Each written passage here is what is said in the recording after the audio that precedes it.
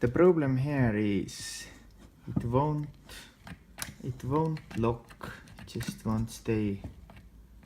Now when I investigated, I see that here is a little pin. When I push it upwards,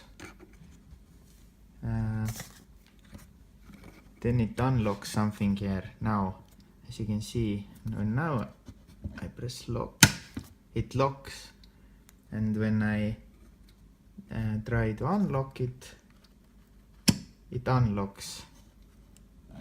It seems everything is alright.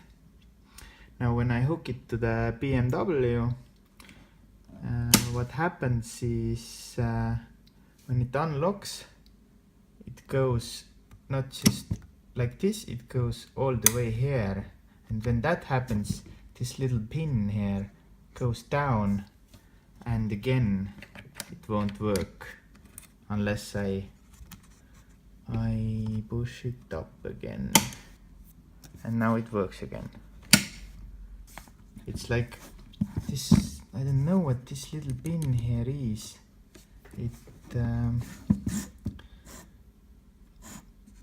seems like the sprinklers are okay in here and here. It's like some kind of fail mechanism. It comes in to check maybe if the lower tailgate is closed and goes up or well, down actually, and it won't let go the system. Maybe if maybe there is something that makes it go up when everything is alright. Maybe it's some kind of fail-safe needle, I don't know. So for now, I think maybe only thing I can do is to maybe lock it down here, up here actually, so it can't go down, hence it will stay working. But I'm just wondering why is it there?